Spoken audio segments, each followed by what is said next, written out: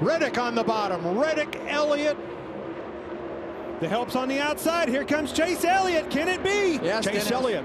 Stuck in the middle with no help. Zane Smith with him. On the bottom is Tyler Reddick. They come up single file. Zane Smith's going to have one shot at Chase Elliott, NASCAR champion, most popular driver, trying for the win, and Reddick to the top side. He's got help. Riley Herbst, his teammate. Reddick drops to the bottom. Alongside Elliott, in the wall goes Herbst, and Tyler Reddick comes to the line. Wow. A shower of sparks behind him.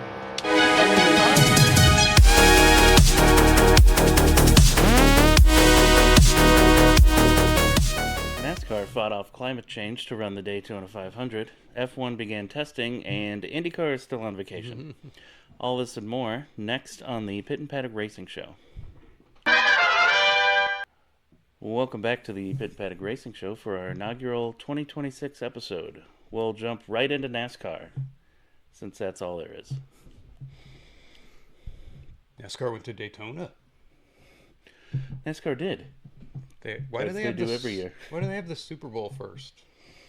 I don't know. That's always been that way. I can't figure it out. It is what it is.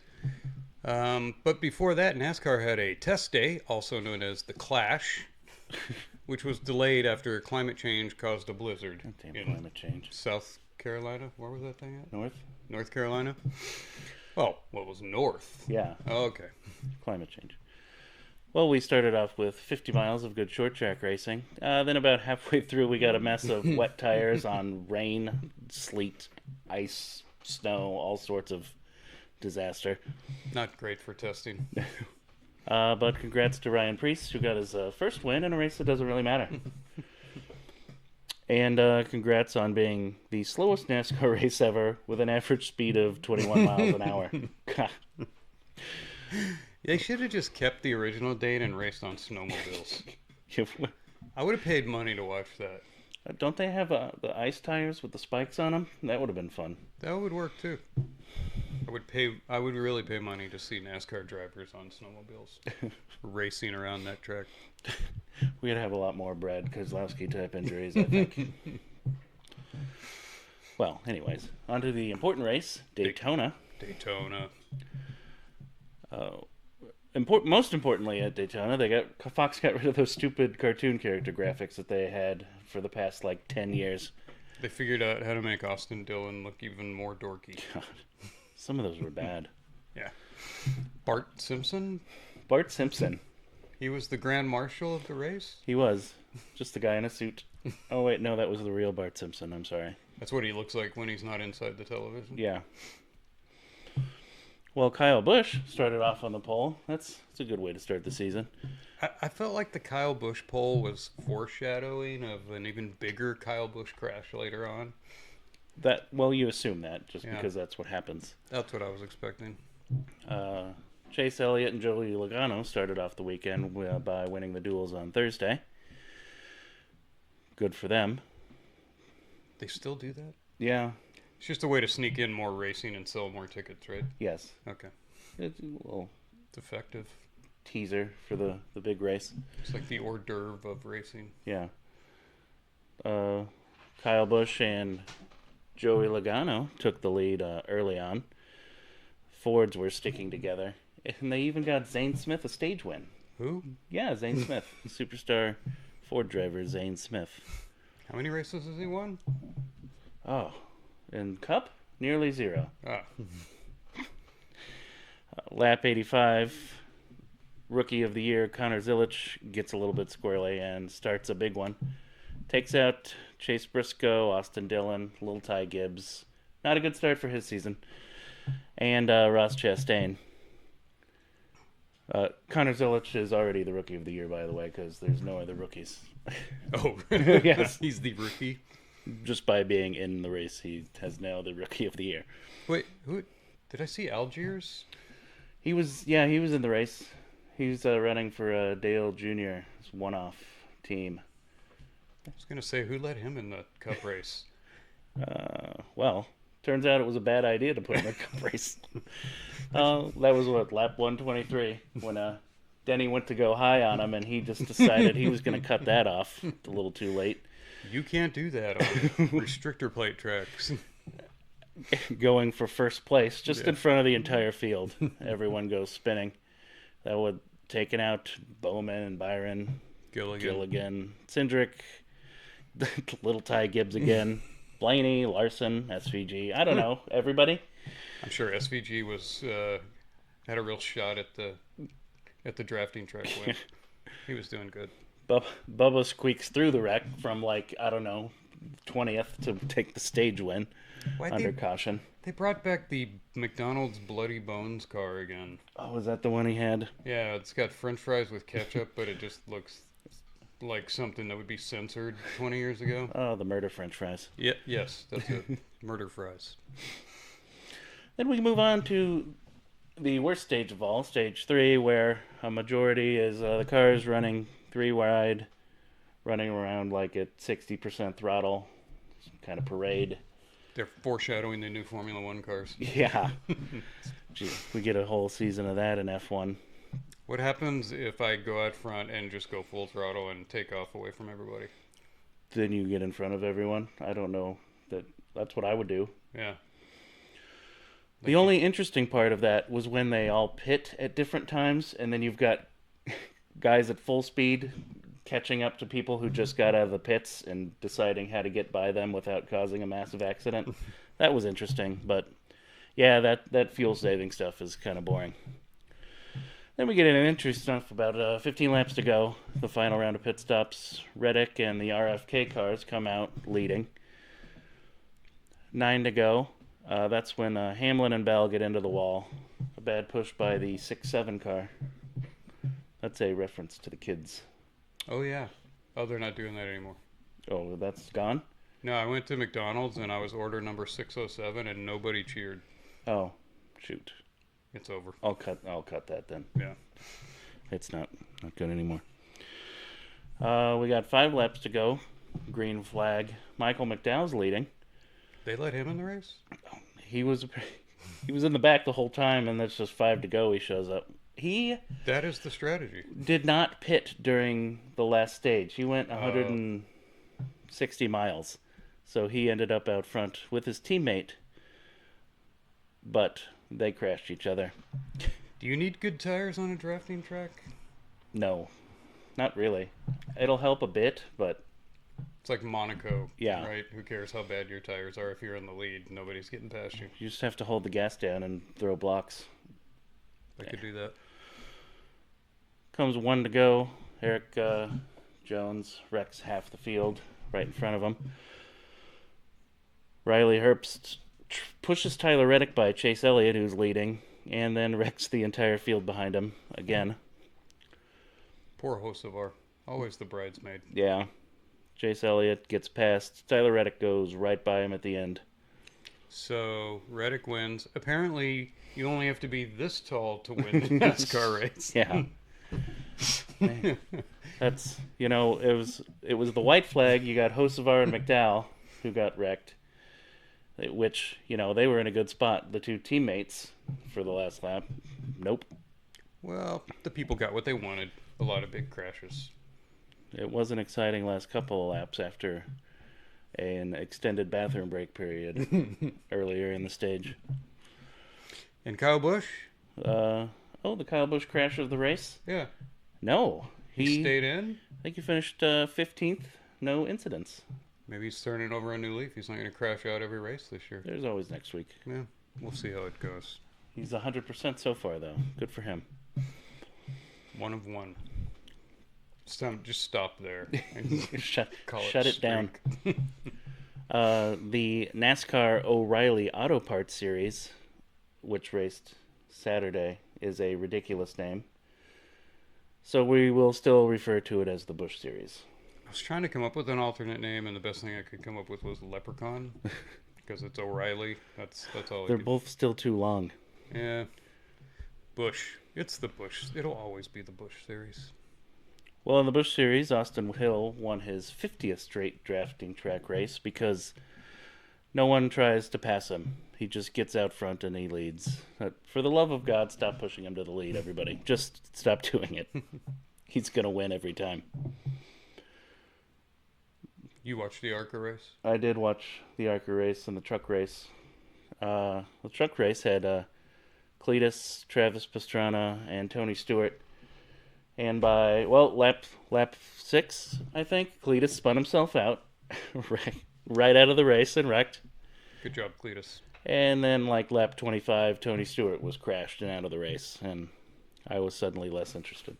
Pastrana, the dirt bike guy? Yeah. Okay. He finished, I don't know, 15th or so. No crashes for him. But he's done NASCAR quite a bit, so he's pretty good. I feel like it would be hard to watch the trucks race, because it seems like it would take forever to get around that track in a truck. They get a lot better runs. Like, Yeah. They don't get stuck behind cars. They draft a lot better because they're a little bit bigger. Are they Pretty good race. faster than ARCA? They're faster than ARCA, I think, yeah. Oh, so ARCA's the one that's hard to watch. Okay. Yeah, they'll just line up and go and parade around for a lot of times. I hear that former IndyCar drivers Dario Franchitti and Hinchcliffe, I forget his first name. Cliff Hinchcliffe? James Hinchcliffe. Franchitti and Hinchcliffe are going to be running NASCAR trucks at St. Pete. The first truck street course race, I think. Oh, I hope they're ready to run 90% of the race under caution, because that's my prediction for that one. that would be worth watching without Dario Franchitti. Yeah, that's gonna be fun. I wonder. That's gonna be worth watching.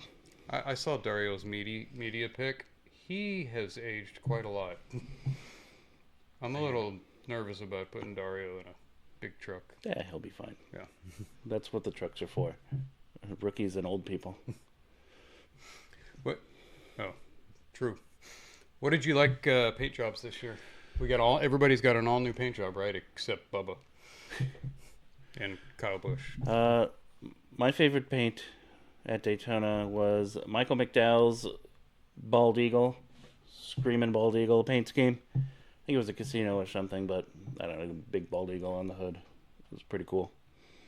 I ended up going with Recky Stenhouse in the 47 Sunny D car because, I don't know, it just makes me feel happy to look at the Sunny D car. It used to be in Busch Series, but now I see it in the Cup race. Oh, that's nice. Yeah. My least favorite car was the number 8 Kyle Busch car. Like zone nicotine pouches. It was like orange and blue and green, a weird combo of flavors. The nicotine warning once again took up half the hood. And it was advertising jalapeno lime flavored nicotine pouches, which seems weird. Not a fan. That's super weird. My bad car, I went with Hammy in the number 11 National Debt Relief car. I'm like, you should have just named it the Doge car or the Tariff car. That's the only debt relief we're getting on a national level. I want the Doge car. Yeah. I would pay money for the Doge car. My honorable mention was the winning car, the Chumba Casino car, because their streak of awful paint schemes continues just every time they're out there. They didn't get any better this year. No, but they did win the race.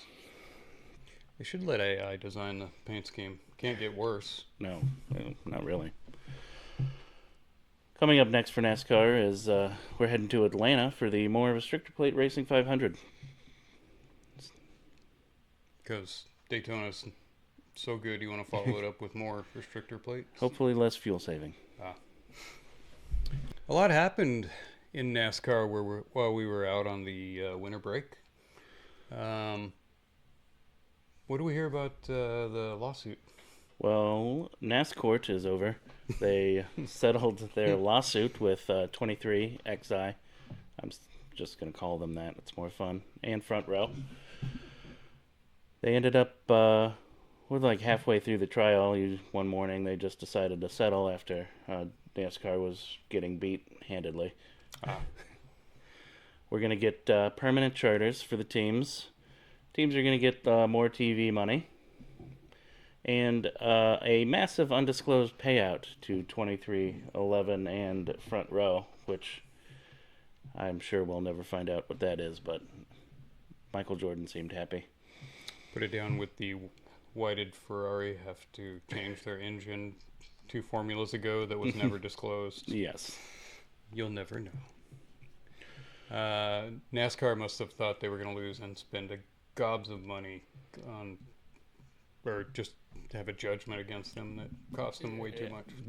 That the judgment could have been anything like that the judge felt like doing. So, yeah. $1 trillion. Whatever. NASCAR 2311 now owns NASCAR. Congratulations. Yep. NASCAR also revised their championship format again. I'm still confused. Well, we're going back to the chase. Really? So is it just the chase all over again? Yes, pretty much. We're not doing full season because that would be correct, but it's an improvement from the playoffs. So it starts at a certain time? Like you... All right, go ahead. We're going to get 26 races. Then we're going to have a reset. We're going to reset the races after 26, where first place gets a 25-point lead. And then after that, every place gets 5 points less. Okay. All the way down to 16th. Be 100 points less. So that's a tough ask to come back in 10 races.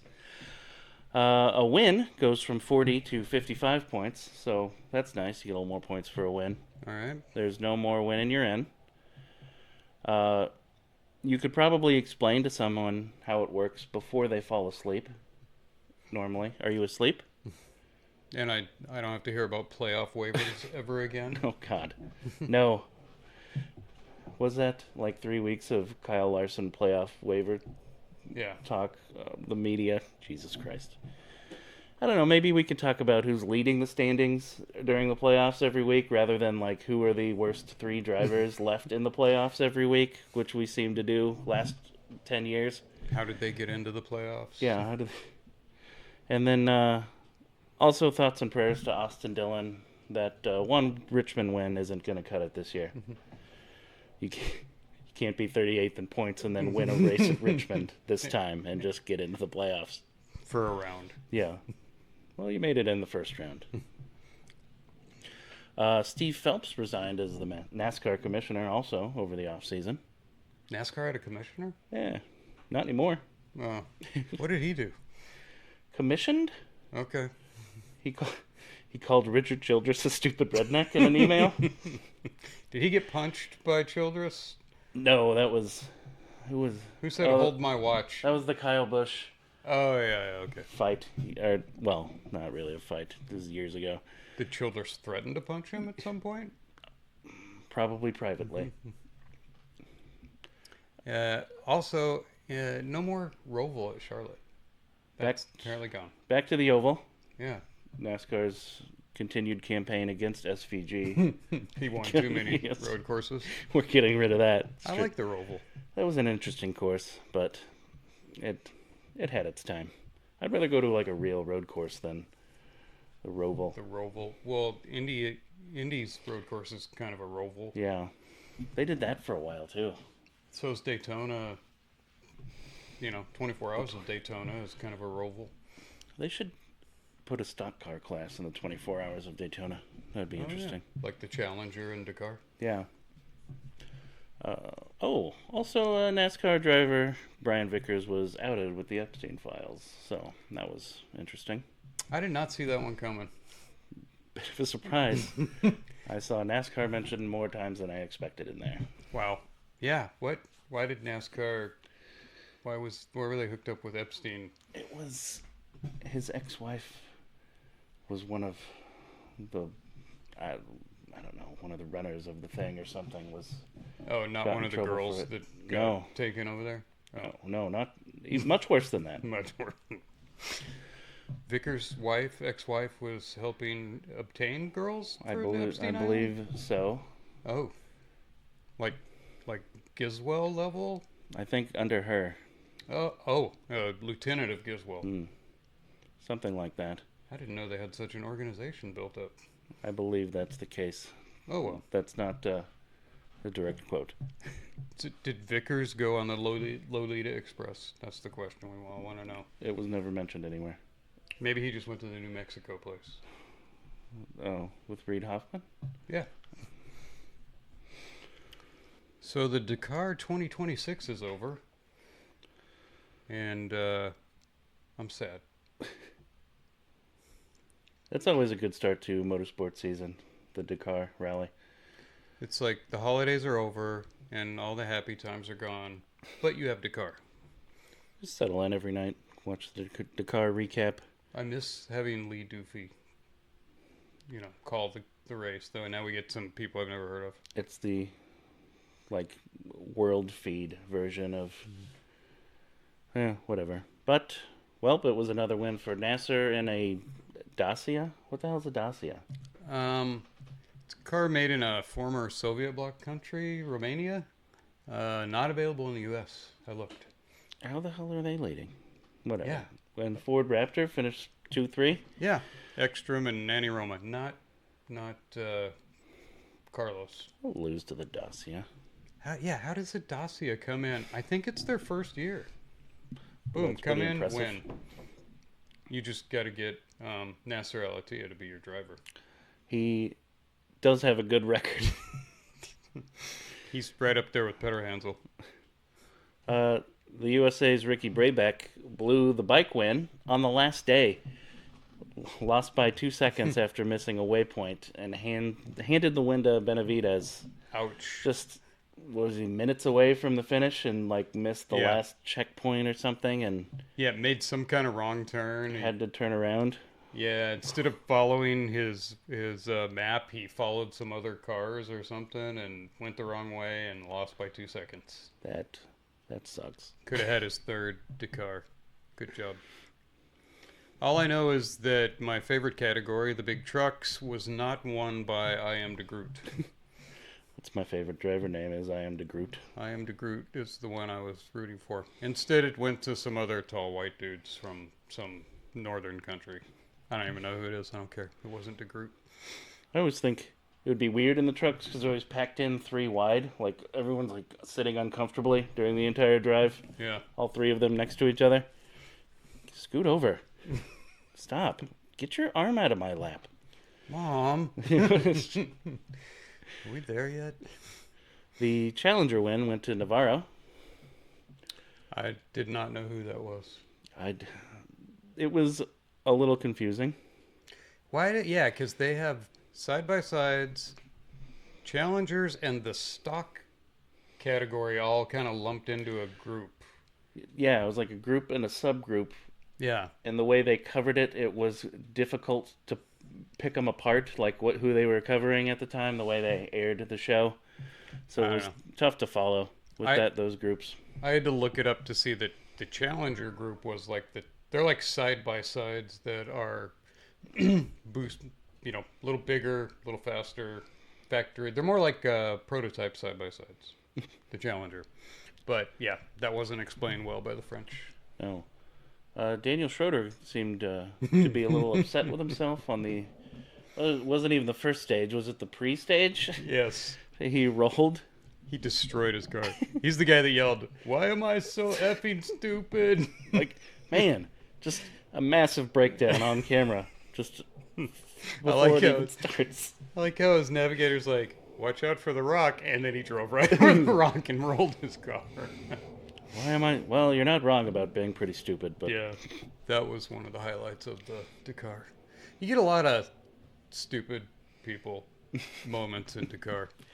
That's a long, tough drive. 14 days of racing with one break in the middle. You get to say bivouac a lot. Yes. And then they have the fake camping day where you get to bring your tent with you. Oh, but somebody actually brings you a tent and dinner and you just sleep outside to pretend like the old days. But they make you set up the tent. Well, they make you do it on camera for a bit, and then they probably do it for you so they can... Sure, there's some lackeys back there. Yeah. Recently, there's been some discussions of returning the Dakar Rally race to the original location, starting in France and ending in Senegal. Sadly, France was deemed too dangerous to drive through. Absolutely.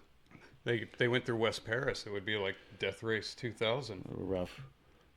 Senegal's fine, but it was just the French part of the drive that was... Yeah. Mm-mm. Carlos Sainz had another good Dakar outing, driving for Ford. He came in the top 10. Not bad. Pretty good. Yeah, he's better than last season when he rolled it. You know, he's almost old enough to be president now. Oh, is he getting on to 80? Yeah. That's prime presidential age there. Yeah, it is in America. You know, I've got to say, doing Dakar on a motorcycle looks like the worst experience of your life. Just that you've got just the map screen to go off of, and you're by yourself. That looks awful. Especially if you don't have a factory team and you're like a privateer or... I'm told it's character building. God, I hope so. You know, there's a category where they make it like old Dakar, where you don't have anybody to help you. You just got to make it all the way through on your own. That would be fun. Yeah. If somebody has to come get you, then you lose. Why don't they do the whole race like that? They used to do the whole... Well, but then manufacturers got involved and started pumping money into it, so they made allowances. We have money, and we don't want to lose that way. Yeah. Okay. Formula One went to Bahrain for round 1 of testing, and the new 50% Electrica formula is as bad as we said it would be. Did I say Electrica? Electric. I just didn't. Might as well call it Electric because it's just as crappy. That sounds better, I guess. More interesting. Yeah. I don't know. Max is not a fan. I know that much. Oh, you know what? I think all the drivers hated it, and teams are already asking for changes because. Didn't we say all last year that it would be a disaster? Yeah, it was. Everyone pretty much picked up on it. Last year, this formula they called the ground effects formula, and the one before that was the hybrid formula. So we're calling this one the climate change formula. It sounds good, but it doesn't work. No, it doesn't. What a disaster. Yeah. And what's with the minimal TV coverage of testing? I flip on the other day. I'm like, 1 hour at the end of coverage and a recap show? Yeah. What happened to the 6 hours of testing coverage? Not a good start, Apple. Yeah, what's all this money going towards here? This week we'll have full coverage for the second round of testing. Which brings us to the why Formula One's new formula is a disaster. Number 1, the turbo spool up. Jesus. Apparently, to get a good start, you got to spool up your turbo at the start line, and that takes about 10 seconds. Longer than an appointment with the British NHS. Did you... I saw a clip of Sam talking about it. He's like, oh, the Ferrari's about to spool up here. And he's sitting there for 24 seconds. There it goes. They finally take off. Yes. That's going to give us some really uneven starts, so that ought to be interesting.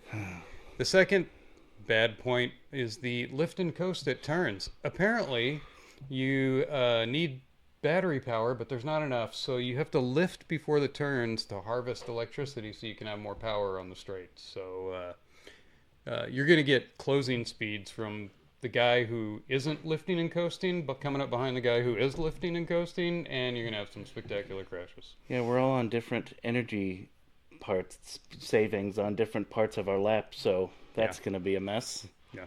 And then we have the anytime DRS, because e-boost is not strong enough to overtake the DRS mode. They have the corner mode, where the wings flip up. You get increased downforce. The aero flaps are lifted, and then when you have straight mode, which is used when you're tired of all the woke nonsense. I'm on straight mode most of the time. Yes, most people should be. Are there and then there's too many buttons while you're, am I recovering energy? Am I saving? Is the flaps up or down? Was it Haji who said it's like playing speed chess in the middle of a race? Yes. I think Lewis Hamilton said something about we need a whole weekend course just to learn how to control the new cars. I was saying that it was going to be a disaster because one team or two teams are going to be so far ahead of everybody else that it's gonna not be a race, but it's even worse than I thought. Hardly anybody can figure out how to drive the car. So It's what are we gonna do when no one can start the race? yeah. Wait, I'm still spooling up. It turns out that the only team to figure out the long spool up turbochargers is Ferrari. They put a smaller turbocharger so they can spool up in 8 seconds instead of 10. Ah, So when the other teams wanted to change the starting procedures to allow for it, Ferrari vetoed it. No, we're fine. so you're saying this is their year? This is their year. Ooh, my plan is just pull the 2008, 2007 engine formula. Let's, scream in V10s. Let's just go do that. Back to V10. 17,000 RPMs. That would be more fun. And apparently Adrian Newey's first car with Aston Martin looks like a great car, great aerodynamics, but the Honda engine's crap. I've heard this story before. Yeah. Newey's like, wait, I did all this work and the power unit's awful. Yeah, sorry, Newey. And they're the only one with the Honda. Maybe he can talk to Fernando Alonso about that. Oh, Fernando was saying this was going to be their year. I will say the cars look better than a little bit narrower, Yeah, smaller. Cars look better, at least. smaller's better. I don't know if that'll help Monaco, but They're no longer the size of like an American pickup truck, so I guess that's a bonus.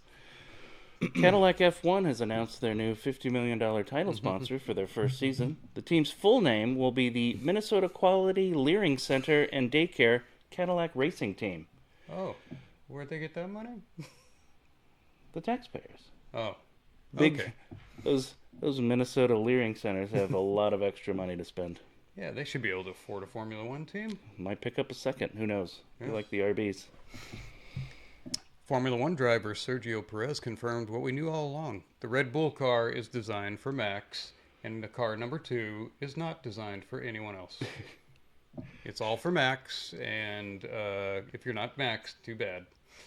He confirmed this by saying, if you notice, I was winning races at the beginning of the season, but as the upgrades came, I got worse and worse. So Max gets the whatever upgrades help Max is the one we get. Yeah. I'm not surprised to hear that. Yeah. Apparently Christian Horner said, we'd rather have one car, but since we have to have 2, suck it up. You get what you get. Yeah, that's pretty. You're number 2, so Yeah. sucks for you. Too bad. Sorry. Learn to drive like Max. F1 driver Lewis Hamilton and Kim Kardashian. Is that a thing? Really? I don't know. They were at the Super Bowl, apparently. They were like at a hotel resort together for a weekend. Really? Come on, Lewis. You could have like a million different women out there, and that's what you pick? You think Lewis would be better at recognizing red flags? Yeah. I'm going to go with, I want to raise Yeezy's kids for him. I'm going to go with things I don't want to hear talked about Yeah. every freaking F1 weekend that we're around. I'm not looking forward to that. Oh. Former F1 driver Ralph Schumacher is going to get married to a guy. Oh. The family asks, please no rear diffuser jokes. That's very European of him. It's perfectly acceptable in Europe. Apparently his ex-wife is quite happy for them. There was no comment from his brother. Oh. Brothers can be hard on each other. It happens. Well, next up, some Saturday night racing from Australia. Really? They're going to race at night? Well, here, not in Australia. Okay. Formula One's going to go to Australia March 7th. So we've got 3 weeks. What is that, that's a late night start for us here. Yeah, I just usually watch it on Sunday morning. Oh, yeah. A lot happened in IndyCar while we were out. Well, Prema Racing was out after the Rosen family quit. They will not be at the first race.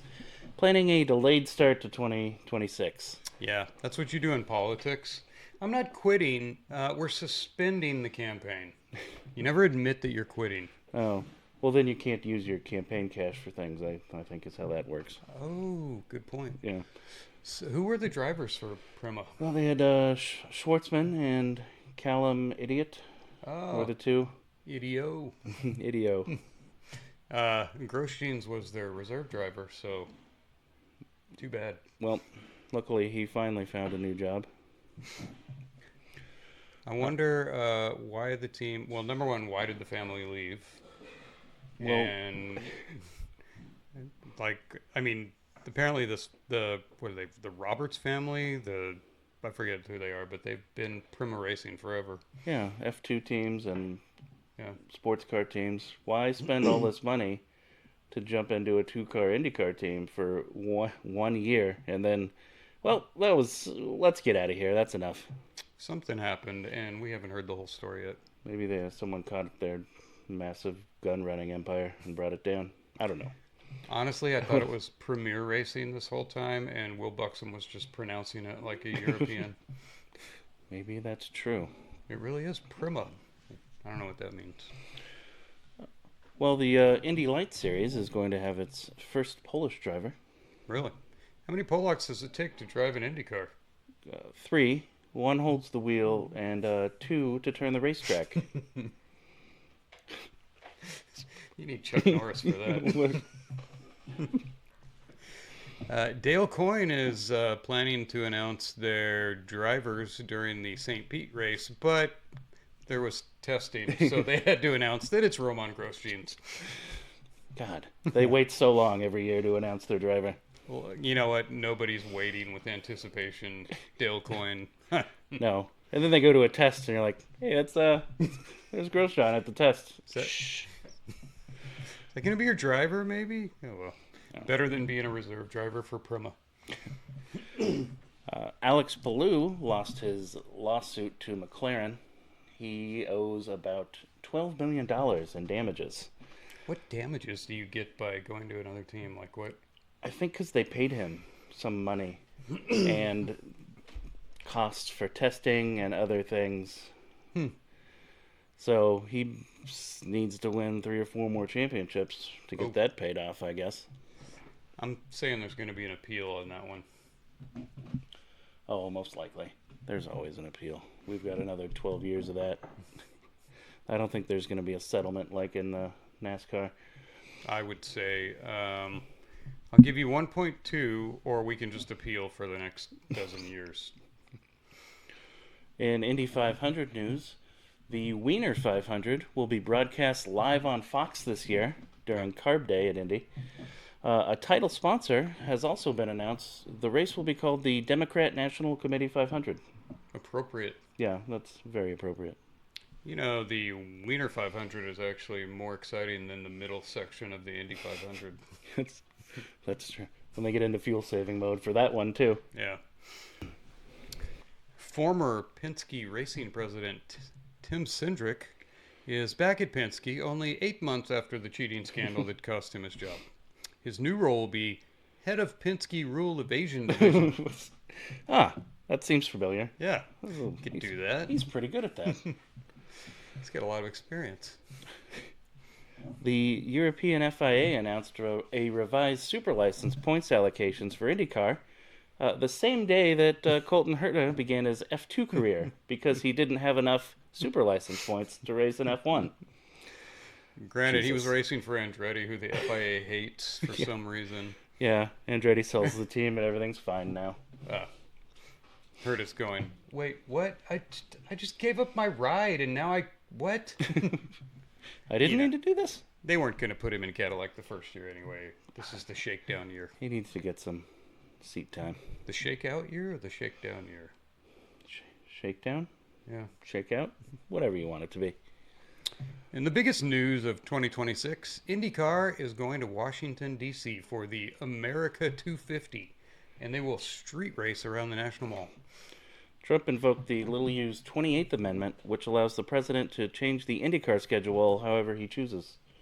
It's not mentioned a lot, but the Founding Fathers were on top of that one. They knew what was coming. Yes. I've been to the National Mall. That would actually make a pretty good course. Is it just going to be a square? Yeah. Well, they could do a figure 8. So there's that road through the middle? Yeah. I'm sure it'll be a spectacle, no matter what it is. They should do like a big chicane out of the Washington Monument. That would be cool. Oh, That's going to be a fun one to watch. Definitely.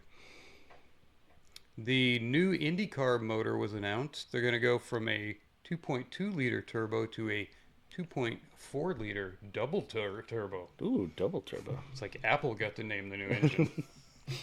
And it's supposed to go from 800 horsepower to 900 horsepower. 900. Don't tell NASCAR. Oh, That's a lot of horsepower. what did NASCAR used to be?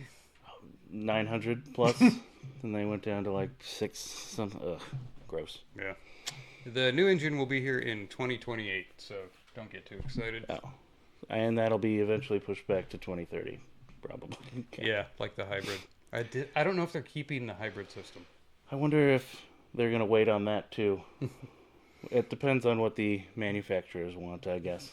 They need to nix the hybrid system, and It didn't affect the racing as much as I thought it would last year, so whatever they want to do, it doesn't really matter. As long as they don't go down the F1 route, making it, most of the power of the car. I could do the hybrid if there was no driver control and it just harvested, and then you got to use it as a booster whenever you wanted to. I can live with that. Basically a push-to-pass type of Yes. that one. Oh, that would be fine. Easier for Penske to figure out how to cheat. Yeah.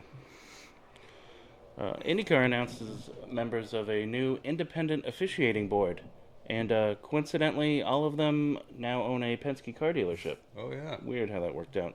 It's like a 3-person board. A 3-person board. One of them is selected by the FIA for some reason. It's still last name Penske. all three. All three are last name Penske. Coming up next for IndyCar, the first race of the season at St. Pete. And they are going to have 3 weekends in a row of racing. What's the second weekend? Phoenix. Oh, that's right. And then to Texas. So they're getting right to it instead of taking a month off in between races this year. Wow. Good job, Indy. It only took you like 5 years to figure that one out. 3 races right at the beginning. And we're not going to that crappy little road course in California. The expensive housing development? Yes. Hey, the Winter Olympics are here, and America is not winning. Norway, 31 medals, 15 gold. Italy, 24 medals, 9 gold. America in 3rd place, 21 medals, 6 gold. What the heck? Yeah, that's rough. And hockey only gives you 1 medal. That's the only thing that they're good at. Yeah. And speed skating, I guess. Oh, you know what else is good? Women's bobsled. Good for them. Yeah. The mono bob, what do they call it, where there's just one person. Women took 1st and 3rd. Oh, nice. It was fun. I watched it. Plus, I get to listen to Lee Doofy get really excited every time a bobsled comes down. That's why I watch the bobsledding events, is for Lee Doofy. And in men's 2-man bobsled, we sucked 4th. That one, men's hockey. I'll watch some curling for some reason. Like the Swiss female teams. Maybe. I do remember when I had a real job, like 3 Winter Olympics ago, and at work, all the guys were talking about curling, and I'm like, what? Who cares about curling? And then they showed me a video, and I'm like, oh, because there's attractive Swedish women on the curling team. That's why you like curling. Suddenly curling's popular. We're all big fans of curling now. What was going on with the ski jumping penis enlargement scandal? They didn't actually catch anyone. No. Apparently, if your penis gets enlarged, your suit gets a little bigger, and your ski jumping is a little better, up to 5 extra meters of distance by having a penis enlargement. 5 meters. 5 meters. Yeah. Out of, I don't know how much bigger it gets, but How do you police that? Is there like measurements before and after the jump of somebody comes up with a little measure? what if there's shrinkage? Oh, it is cold. Yeah, it's cold. I had Very shrinkage. cold. Yeah. Very cold. Oh, I'm not doing that measurement. The worst job at the Olympics. Yeah. Hans, get out there again. No. Ski jump penis measurement. Testing. Apparently, the drug used to enlarge the penis is not illegal. but using it to gain a competitive advantage is. So, again, no one's actually been caught, I think, because nobody wants to do the measurements. You know, they'll shut it down when one team brings a fluffer back to the pre-jump. Watching the two-man bobsled, I noticed the Liechtenstein has a team, and on the side it just says LIE, which apparently is the abbreviation for Liechtenstein, but I thought they were just sponsored by Dominion Voting Machines. How unfortunate for them. Yeah. Just going down the ice and it just says lie. Unfortunate. Yeah. I think my favorite moment has been the Canadian, men's and women's team now, cheating scandal with the finger touch. Oh, the curling. Some great internet memes on that one. And I did see how they took like a Canadian curler pushing a puck into the Canadian net on the hockey team. So what apparently, they shove off and then you follow it, and then what he gives it a little tap with his fingers. There's like a line where you can't touch. Okay. The hog line. Sure. Yeah, I read that. It's called the hog line. The line where you can't touch the stone once it's passed, but you know, from the views where people are watching you just a little extra touch at the end gives it a spin. Oh. They call it the Canadian finger, I guess. I don't know. Just made that up. The finger graze. You know, this was a sport invented because it was too cold to bowl. That sounds right. Yeah. Why don't they just play it on a small board inside of a bar? Much easier. Yeah, that's where I would do it. I've heard people say that a lot of the Winter Olympic events look like somebody lost a bet.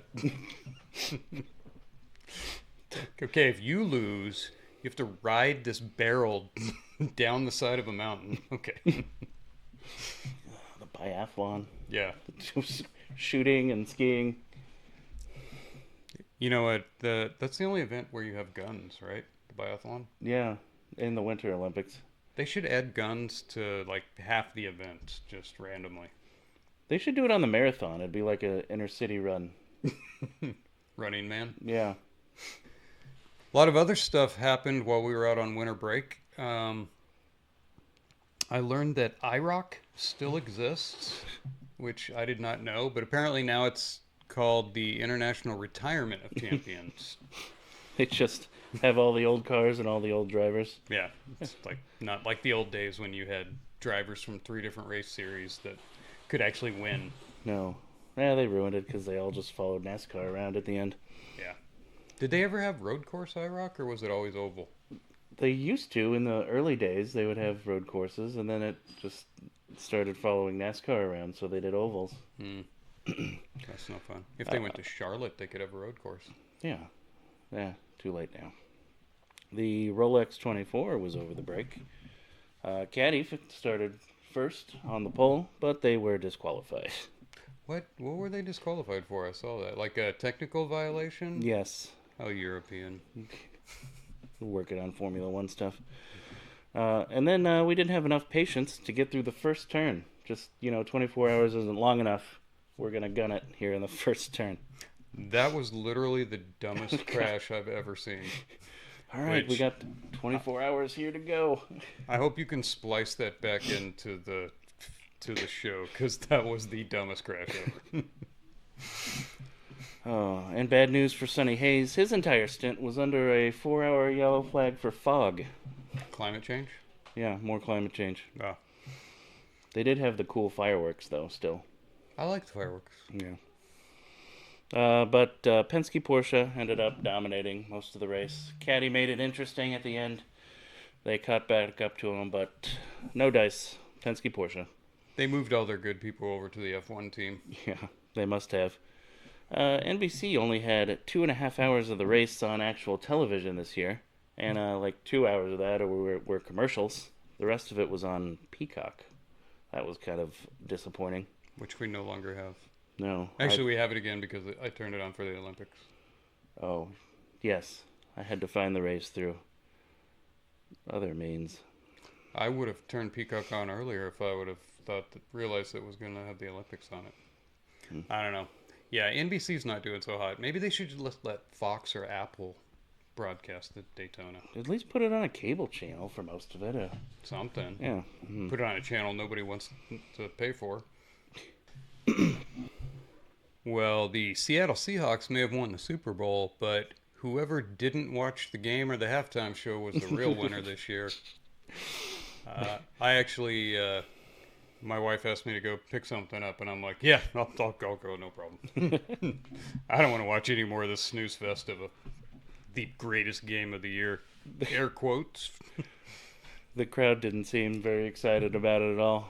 Lots of mindless staring during the halftime show, even. Oh, with Bad Idea? Is that what he's called? Bad Bunny. Yeah. I'd call him Bad Idea. Yeah, if you were in the low seats, you couldn't actually see the show because there were weeds all over the field. Saw that view. He's like, Yeah. You could see like people moving through weeds or something. I'm like, what is this? Yeah. Yeah. Apparently, it wasn't very family friendly. It's a lot of people simulating intercourse. I heard it was even less family friendly if you translated the lyrics Oh, from yeah. Spanish. How they let that kind of misogyny get on television? I don't If know. you do it in Spanish, it's okay. It's okay if it's not in English. Oh, I got it. All right, well, that's good to know. We'll have Good to to use that on the show. Yeah, maybe we'll do a Spanish episode that'll be very inappropriate. Yes.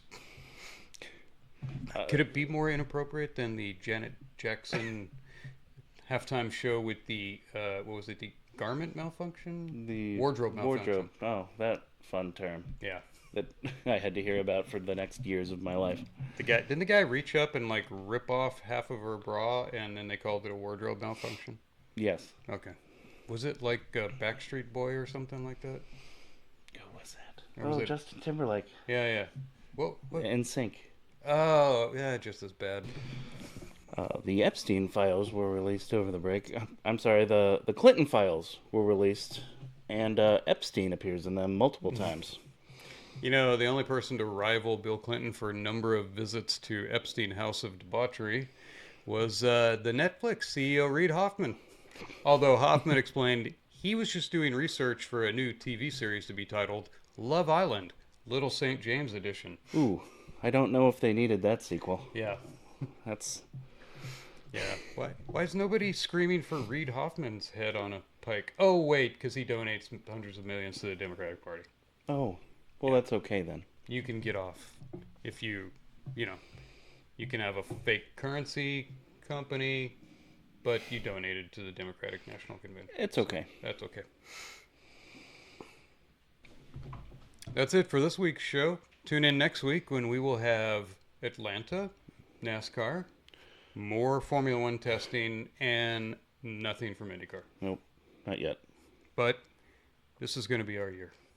This is our year. This is our year. That's... Just like the Tifosi.